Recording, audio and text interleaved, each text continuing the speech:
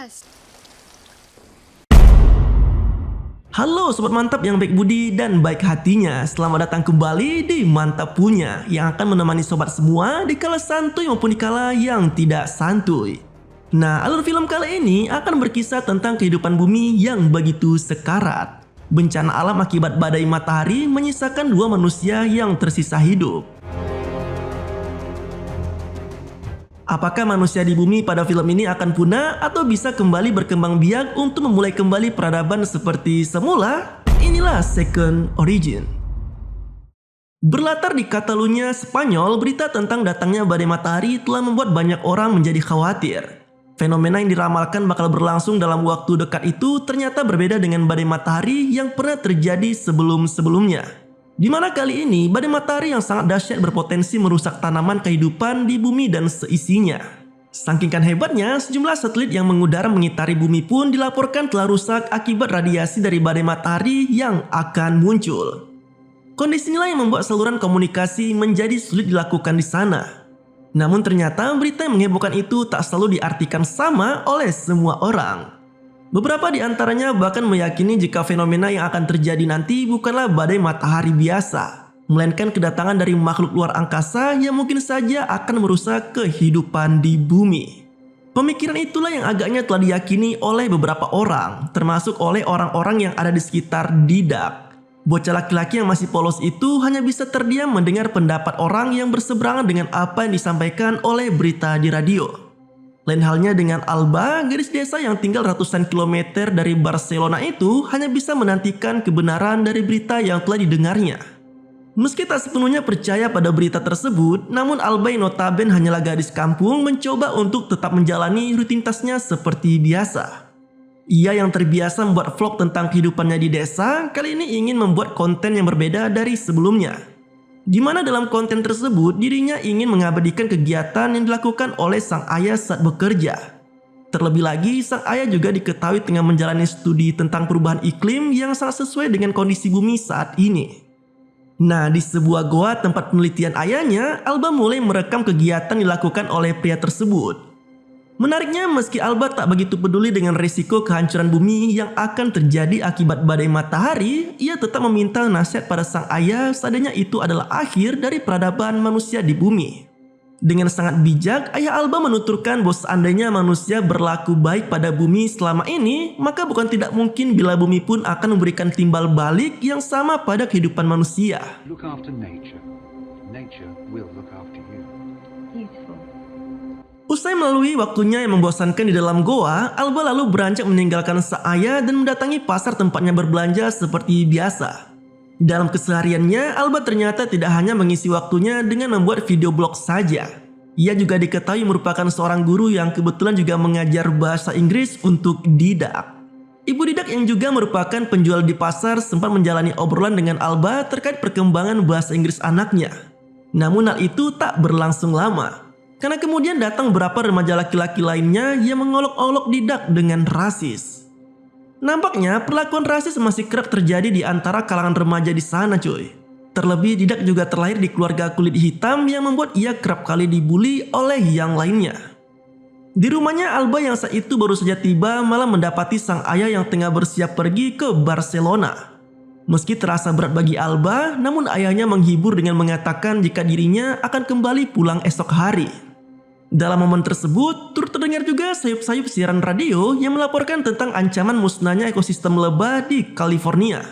Bahkan menurut penelitian disebutkan juga bahwa lebah merupakan indikator keberlangsungan hidup manusia, atau dengan kata lain, semakin berkurangnya lebah, maka bukan tidak mungkin bila keberlangsungan hidup manusia pun akan turut terancam menjadi musnah. Meski merasa berat untuk melepas kepergian sang ayah, namun mau tak mau Alba hanya bisa membiarkan ayahnya itu berlalu pergi begitu saja. Sementara itu, ketiga remaja yang sempat mengolok-olok Didak, ternyata kini malah sedang membuli habis-habisan bocah kecil tersebut. Agaknya mereka memang masih belum puas dengan ejekan yang dilontarkan di pasar sebelumnya. Namun kali ini aksi perundungan tak hanya dilakukan secara verbal saja. Bahkan ketiga remaja nakal itu bahkan sampai tega menceburkan Didak ke dalam danau. Dari kejauhan, Alba yang kebetulan tengah melintas sempat mencoba untuk melerai aksi perundungan yang dilakukan oleh kawanan remaja nakal itu. Terlebih ia juga tahu bahwa Didak sama sekali tak bisa berenang. Nah sayangnya upaya yang dilakukan oleh Alba nampak sia-sia. Didak dengan tubuh kecilnya kini mulai tenggelam ke dasar danau. Tak tega dengan apa yang dialami oleh Didak, Alba pun dengan cepat langsung menceburkan dirinya ke dalam danau dan berharap agar ia bisa menolong muridnya itu.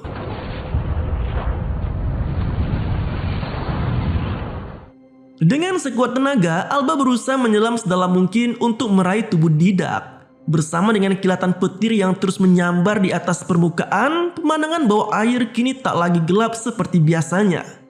Bukan karena minimnya cahaya yang mampu menembus ke dasar danau, melainkan karena di luar sana ternyata tengah terjadi badai matahari yang dahsyat. Tanpa memperdulikan lingkungan di sekitarnya, Alba yang telah berhasil meraih tubuh mungil Didak lalu dengan cepat membawanya kembali ke permukaan. Betapa bahagianya Alba karena ternyata muridnya itu akhirnya berhasil ia selamatkan. Didak kini telah tersadar setelah melalui momen yang mengancam nyawanya. Namun sayangnya kebahagiaan itu tak berlangsung lama cuy. Karena kini mereka baru menyadari kehancuran yang telah terjadi di sekitarnya. Pemandangan memilukan tersaji di hadapan Alba dan Didak. Suhu panas di permukaan tadi ternyata telah menghancurkan semua makhluk hidup yang ada di sana.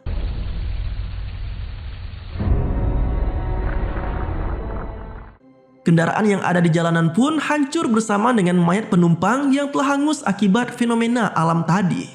Menyadari akan besarnya dampak yang ditimbulkan oleh bencana tersebut, Didak seketika teringat dengan ibunya yang sebelumnya berada di rumah sendirian. Ia pun tanpa pikir panjang langsung beranjak pergi menuju ke rumahnya. Sial bagi Didak, harapannya untuk bisa bertemu dengan sang ibu kini telah sirna. Sosok yang telah melahirkan dan membesarkannya itu ditemukan dalam kondisi yang sangat mengenaskan. Tubuhnya tergolek kaku dengan seluruh kulit yang gosong sama halnya dengan rumah yang telah hancur akibat badai matahari tadi. Dalam upayanya untuk berlindung, Alba membawa Didak menuju ke goa yang selama ini menjadi tempat penelitian ayahnya. Cuaca yang seketika berubah drastis menjadi sangat dingin telah membuat keduanya merasa sedikit lebih nyaman dengan tetap berada di dalam goa. Di tempat itulah Alba dan Didak sama-sama meratapi nasibnya yang harus melalui bencana super dahsyat tadi. Terlebih kini Didak juga tak memiliki harapan menyusul meninggalnya sang ibu. Hari pun berganti dan kini mereka memutuskan untuk mendatangi rumah Alba yang ada di sana. Tak seperti yang menimpa rumah Didak, tempat tinggal Alba justru terlihat lebih baik meski beberapa bagian juga ada yang rusak. Sialnya, badai matahari ternyata tak hanya sekedar menghancurkan bangunan saja. Akan tetapi sejumlah fasilitas juga turut hancur oleh fenomena tersebut. Didak tak lagi bisa menemukan sinyal untuk mendengarkan siaran radio. Sama halnya dengan Alba yang juga tak bisa mendapatkan akses jaringan di ponselnya. Kendati demikian, Alba setidaknya masih beruntung karena ternyata charger bertenaga surya miliknya masih bisa digunakan. Setidaknya dengan perangkat itulah ia bisa mengisi daya di ponselnya untuk sementara waktu. Tak berhenti sampai di situ, mereka pun kembali melakukan perjalanan menuju ke pusat kota. Namun bukannya keramaian yang mereka jumpai, akan tetapi lagi-lagi Alba dan Didak mendapati pemandangan yang tak kalah memilukan. Kehancuran ada di mana-mana beserta dengan banyak mayat yang tergeletak begitu saja. Menyadari perjalanan tak bisa diteruskan hanya dengan berjalan kaki, Alba lalu berinisiatif untuk menggunakan motor yang terbengkalai di sana.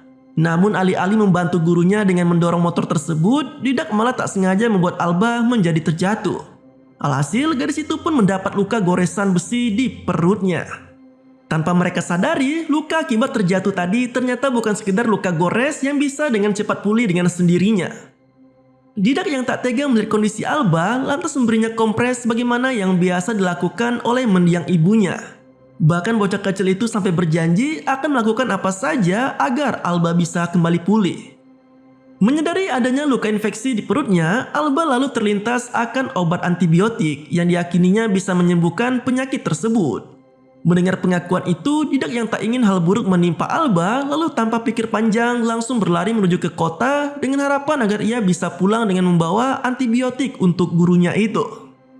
Meski harus melewati jalanan yang gelap dan sepi, Didak akhirnya berhasil mendapatkan antibiotik sebagaimana yang sempat disebutkan oleh Alba sebelumnya. Dengan sepengetahuan yang minim tentang penggunaan obat, Didak dengan nekat menyuntikkan antibiotik ke lengan Alba. Sembari terus berharap agar gurunya itu bisa segera sadar dan pulih dari sakitnya. Nah, keesokan harinya, Didak yang telah bosan sendirian lalu berinisiatif untuk kembali mengunjungi rumah lamanya. Di tempat itulah ia mengenang lagi memori lamanya bersama mendiang sang ibu, sembari memandangi kondisi rumah yang telah hancur. Tak hanya itu, Didak juga turut menyambangi bengkel yang dulu biasa disinggahinya, termasuk melihat-lihat kondisi traktor yang biasa menjadi tempatnya bermain di kala itu. Di hari berikutnya, apa yang telah diharapkan oleh Didak pun akhirnya terwujud. Alba secara ajaib bisa pulih dari sakitnya setelah mendapat suntikan antibiotik semalam. Bahkan tak hanya pulih dari sakitnya saja, luka gores yang sebelumnya sempat menganga malah sekarang sudah tertutup dan kering. Dengan kondisi tersebut, Alba dan Didak pun akhirnya bisa tersenyum lega. Mereka lalu berpelukan layaknya guru dan murid usai menjalani hari yang sangat berat. Namun sembuh dari sakitnya tidak serta-merta membuat Alba bisa hidup leluasa. Karena bagaimanapun juga persediaan makanan di rumahnya kini semakin menipis. Atas alasan itulah Alba mulai berpikir untuk pergi ke Barcelona menyusul sang ayah. Atau setidaknya demi mencari harapan hidup baru yang lebih baik. Di hari yang berbeda, Didak yang baru saja terbangun seketika langsung dibuat panik oleh adanya bercak darah yang ada di ranjang itu. Ditambah lagi dengan tidak adanya Alba di sampingnya. Sontak bocah laki-laki itu pun lalu bergegas keluar rumah mencari keberadaan gurunya. Namun tampaknya bekas darah yang ada di ranjang tadi bukanlah berasal dari luka di tubuh Alba. Melainkan darah tersebut hanyalah siklus menstruasi biasa yang dialami oleh Alba seperti wanita dewasa pada umumnya. Meski telah dijelaskan sedikit oleh Alba mengenai darah tadi, namun agaknya kekhawatiran Didak pada kondisi Alba masih terus membekas di benaknya. Ia yang masih terlalu kecil jelas tak paham mengenai sistem reproduksi. Yang ia tahu hanyalah Alba sebagai satu-satunya sosok yang menemaninya saat ini. Dan ia benar-benar tak ingin kehilangan wanita tersebut. كيف فاس؟ اسمها petite para show. Pesa juga. Pes. Alasan inilah yang telah mendorong Didak untuk menggunakan senapan yang ia temukan di mobil polisi. Tujuannya sudah pasti adalah demi melindungi Alba dari bahaya. Hari demi hari pun berlalu, Alba dan Didak terus menjalani kehidupannya hanya berdua. Berbekal buku catatan milik sang ayah, Alba menjadikan sebagai panduan untuk bertahan hidup. Mulai dari berkebun, berburu, hingga semua pengetahuan tentang alam yang disusun rapi dalam buku tersebut. Meski sempat ragu akan kemungkinan musnahnya peradaban manusia, namun berkat lingkungan yang subur dengan tanaman dan binatang yang tumbuh, kini Alba mulai meyakini akan adanya manusia lain yang mungkin saja masih bertahan hidup di luar sana, sama seperti dirinya dan juga Didak. Kebiasaan Alba dalam membuat vlog juga masih terus dilakukannya. Kamera ponsel seakan telah menjadi catatan diari miliknya yang akan terus ia gunakan untuk mengabadikan kesehariannya. Hubungan yang awalnya hanya sekedar guru dan murid perlahan telah membuat Alba dan Didak merasa seperti keluarga sendiri dengan hubungan mereka yang semakin dekat. Namun perasaan itu perlahan sirna cuy. Didak yang dulunya hanyalah bocah kecil biasa kini telah beranjak dewasa. Badannya yang semakin besar, suara yang berat dan otot yang terus berkembang perlahan telah membuat Didak menjadi begitu menarik untuk Alba. Sama halnya dengan Didak, hormon dalam tubuh dewasanya juga telah mendorongnya untuk tertarik pada lawan jenis. Tak lain dan tak bukan adalah Alba. Wanita yang dulunya sama sekali tak menarik untuk Didak, kini seakan menjelma menjadi wanita yang begitu memukau di matanya. Apalagi di saat ini tidak ada lagi manusia yang tersisa. Meski sama-sama malu untuk mengungkapkan perasaannya masing-masing, namun bahasa tubuh keduanya seakan mampu menjelaskan bagaimana ketertarikan di antara mereka.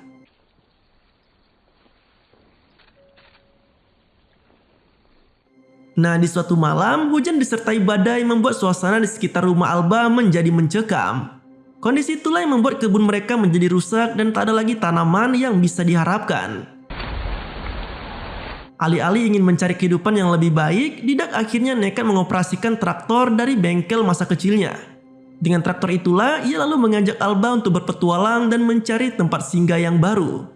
Sontak, ide itu pun langsung disambut baik oleh Alba yang selama ini memang ingin mencari harapan baru di luar sana. Namun sesuai dugaan, tak ada satupun manusia yang tersisa di sepanjang perjalanan mereka.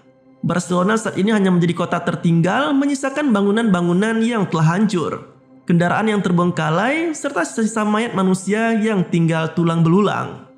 Pemandangan serupa juga turut mereka dapati di stadion. Markas dari tim raksasa Eropa itu bahkan kini hanya menyisakan sebagai tribun yang hancur dengan tanah lapang tanpa rumput di atasnya. Malam hari pun tiba. Alba dan Didak yang terjebak hujan akhirnya memutuskan untuk melalui waktu mereka dengan bermalam di stadion itu. Di momen inilah keduanya mulai tak malu lagi untuk mengungkapkan perasaannya masing-masing. Meski tak terungkap secara verbal, namun dari bahasa tubuh yang terus berlanjut dengan hubungan yang lebih intim, maka secara tak langsung perasaan keduanya kini telah melebur menjadi satu. Alba dan Didak sekarang telah memiliki tujuan yang sama, yaitu meneruskan keturunan dan melanjutkan peradaban manusia di bumi ini. Dengan tujuan hidup yang baru, Alba dan Didak lalu memutuskan untuk membangun rumah sederhana di tepi laut. Hubungan yang semakin mesra di antara mereka akhirnya juga membuat keduanya kini dikaruniai seorang anak laki-laki yang diberi nama Kai. Di hari yang berbeda, Alba yang kala itu tengah menyusui Kai tiba-tiba teralihkan perhatiannya oleh kemunculan sebuah kapal di pantai. Ia yang selama ini selalu mencari keberadaan manusia lainnya yang tersisa seolah mendapat kabar gembira dengan munculnya kapal tersebut. Dan seorang pria tua nampak terdampar di bibir pantai. Melihat pemandangan tersebut, Alba lalu menolong si pria tua dengan mengobati lukanya hingga siuman. Namun berbeda dengan Didak, ia yang telah nyaman membangun keluarga kecilnya malah kini merasa terusik dengan kemunculan pria tersebut. Terlebih Alba juga sempat menawari si pria tua untuk menginap di rumahnya. Dalam kesehariannya, pria tua yang baik itu juga sempat memberikan madu kepada Alba. Ia berdalih bahwa madu yang dibawanya merupakan yang terbaik dan tidak ada tempat manapun di dunia ini yang masih menyisakan lebah kecuali dari tempatnya berasal. Namun sayangnya, ia yang terus berkelana malah justru tak mengetahui nama tempat atau lokasi yang sempat disinggahinya itu. Seolah tak rela melihat keakraban Alba dan si pria tua, Didak lalu memotong pembicaraan mereka dengan mengatakan bahwa kapal milik si pria tua telah selesai dan siap untuk kembali berlayar. Mendengar hal tersebut, pria tua yang sadar keberadaannya hanya akan merusak hubungan antara Alba dan Didak lalu memutuskan untuk kembali berpetualang menggunakan kapalnya. Namun alih-alih ingin memberi ucapan terima kasih, pria tua itu malah mengajak Alba dan Didak untuk berpesta di kapalnya. Setidaknya dengan cara itulah ia bisa memberikan kesan yang baik sebelum kepergiannya. Mendapat ajakan tersebut, Alba yang sangat ramah sontak menerima undangan dari si pria tua. Lain halnya dengan Didak, ia justru terkesan enggan meski pada akhirnya hanya bisa menuruti permintaan istrinya itu. Di atas kapal, Alba, Didak, Kai dan si pria tua melalui malam mereka dengan bersenang-senang. Tanpa terasa, pagi pun tiba. Didak yang baru saja terbangun langsung dibuat panik tak karuan. Bukan hanya karena posisi kapal yang sudah berada jauh di tengah lautan, tetapi juga karena tak ada lagi Alba dan Kai di sampingnya. Namun belum juga mengecek kondisi di dek kapal, si pria tua tiba-tiba muncul dan langsung menghajar Didak hingga membuatnya tercebur ke lautan. Sementara itu, Alba yang baru keluar dari dek dan mendapati suaminya tengah tercebur di laut, langsung dengan cepat menceburkan diri dan menolong Didak.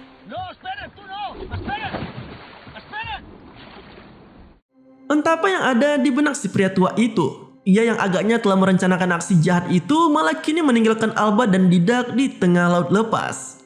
Parahnya lagi, pria tua yang tak tahu diri itu juga ternyata turun membawa Kai berlayar bersamanya. Sejak saat itulah, Alba dan Didak menaruh dendam besar kepada si pria tua. Meski tak memiliki pengalaman berlayar, namun dengan tekad yang kuat mereka pun mulai mempersiapkan segalanya. Termasuk memperbaiki kapal yang terbengkalai untuk membawa mereka mencari si pria tua itu. Tak hanya itu, Alba dan Didak juga terus mencari tempat asal dari si pria tua melalui berbagai referensi di buku. Hingga kemudian pencarian pun mengerucut pada suatu pulau bernama Minorca. Pulau yang diketahui menjadi penghasil madu sebagaimana ciri-ciri yang sempat diutarakan pria tua itu tempo lalu. Pelayaran yang mereka lakukan pun mulai membuahkan hasil. Lebah yang terbilang langka kini mulai bisa terlihat. Bahkan Alba dan Didak juga berhasil menemukan kapal milik si pria tua di sekitaran Pulau Minorca. Berbekal insting seorang ibu, Alba akhirnya berhasil menemukan sebuah bangunan yang diyakini menjadi tempat si pria tua menyekap Kai. Tak jauh dari sana muncul si pria tua yang hendak mencari madu. Bersama dengan terdengarnya suara tangis Kai dari dalam bangunan tersebut. Tanpa pikir panjang, mereka pun kemudian berbagi tugas. Alba mencari keberadaan Kai, sementara Didak mengawasi si pria tua menggunakan senapannya. Namun sialnya, Kai ternyata tidak hanya disekap dalam sebuah ruangan, melainkan bayi mungil itu juga turut dikurung dalam kerangkeng besi layaknya seekor binatang. Parahnya lagi, kerangkeng besi yang mengurung Kai ternyata juga dikunci dengan sejumlah gembok. Alhasil, Alba yang kesulitan untuk membukanya akhirnya kembali menghampiri Didak dan berniat untuk bertukar posisi dengannya. Di mana Alba akan mengawasi si pria tua dari kejauhan, sementara Didak berusaha membebaskan Kai dari kerangkeng besi. Namun siapa sangka cuy, Alba yang sempat lengah dalam mengawasi si pria tua malah kini kehilangan targetnya. Pria tua tersebut secara mengejutkan muncul dari balik tembok dan langsung menyandra Alba. Didak yang kembali untuk mengecek kondisi Alba malah harus tertunduk karena ditodong oleh senapannya sendiri. Alhasil, Alba dan Didak kini menjadi tawanan dari si pria tua. Dalam kondisi terikat, Alba dan Didak kini hanya bisa pasrah sembari terus mendengarkan tangisan Kai dari kejauhan. Di bawah todongan senapan, Alba yang tak tega dengan kondisi Kai lalu memohon pada si pria tua untuk melepaskannya. Ia berdalih bahwa saat ini Kai sedang membutuhkan asupan ASI dari dirinya. Mendengar permintaan tersebut, pria tua yang merasa iba lalu melepaskan Alba untuk menyusui Kai. Namun ternyata yang dilakukan Alba hanyalah alibi semata. Ia tak hanya sekedar menyusui Kai tetapi juga membawa kabur bayinya itu. Merasa dibohongi, si pria tua lalu dengan cepat berusaha mengejar Alba. Hingga kemudian ia pun berhasil mendapati keberadaan wanita itu. Namun sayang, harapan untuk mendapatkan Alba ternyata sia-sia belaka. Si pria tua malah hanya mendapati ponsel Alba yang memutar rekaman suara tangis Kai. Alba yang berhasil menghindari dari kejaran si pria tua kini kembali mendatangi Didak dan berusaha untuk membebaskan suaminya itu. Namun belum juga berhasil membebaskan tubuh Didak dari ikatannya, si pria tua malah kini kembali dengan raut wajah yang penuh kesal. Tak mau kecolongan untuk kesekian kalinya, pria tua yang marah lalu menembakkan senapannya yang membuat paha Alba mendapat sedikit luka. Sementara itu, Didak yang berhasil melepaskan diri dari jeratan tali di tubuhnya langsung menyerang si pria tua menggunakan sebilah pisau. Namun sayangnya serangan tersebut tak sedikit pun membuat si pria tua menjadi tumbang. Justru Didaklah yang harus tersungkur setelah terkena serangan balik dari pria tua itu. Alba yang sempat meraih senapan akhirnya nekat menembak targetnya itu meski hanya mengenai bahu dari si pria tua. Serangan balasan pun dilancarkan oleh si pria tua. Ia dengan sepenuh tenaga mengejar Alba hingga jatuh tersungkur. Namun pertarungan belum selesai. Didak yang mulai bangkit lalu meraih sebuah parang dan menebaskannya ke pundak si pria tua. Alhasil lawannya itu pun tumbang dengan luka menganga di pundaknya. Namun siapa sangka cuy, keberhasilan dalam menghabisi si pria tua tadi ternyata bukanlah awal dari kebahagiaan mereka. Didak yang baru saja memeluk dan mengecup Kai tiba-tiba tumbang tak berdaya. Hal itu dialaminya menyusul luka tembak yang sempat diberikan oleh si pria tua dalam duel tadi. Kini Alba hanya bisa bersedih meratapi kepergian Didak. Suaminya itu telah meninggoy sia-sia hanya karena ulah Alba yang sedari awal tak mau mendengarkan perkataan Didak mengenai si pria tua itu. Kini Didak telah pergi untuk selamanya. Bumi hanya dihuni oleh Alba dan Kai saja. Atau mungkin saja ada manusia di luar sana yang masih tersisa. Nah, singkat cerita, tahun demi tahun pun berganti dan kini Kai telah semakin besar. Bocah laki-laki itu terlihat sangat mirip dengan mendiang ayahnya. Alba sebagai seorang ibu juga senantiasa menceritakan tentang kebaikan-kebaikan dari ayah Kai. Termasuk memperlihatkan dokumentasi video di ponselnya yang memperlihatkan Didak sewaktu kecil. Dan kisah pada film ini pun berakhir. Nah, itulah alur ceritanya cuy. Kondisi bumi yang hanya menyisakan Alba dan anaknya mungkin tidak akan bisa mempertahankan kehidupan manusia di bumi. Ya mungkin ada Kai, tapi kan tidak mungkin juga Kai dengan ibunya sendiri begituan. Mungkin itu aja untuk alur film kali ini. Terima kasih telah menonton sampai habis dan tetap santuy. Sampai jumpa pada video selanjutnya.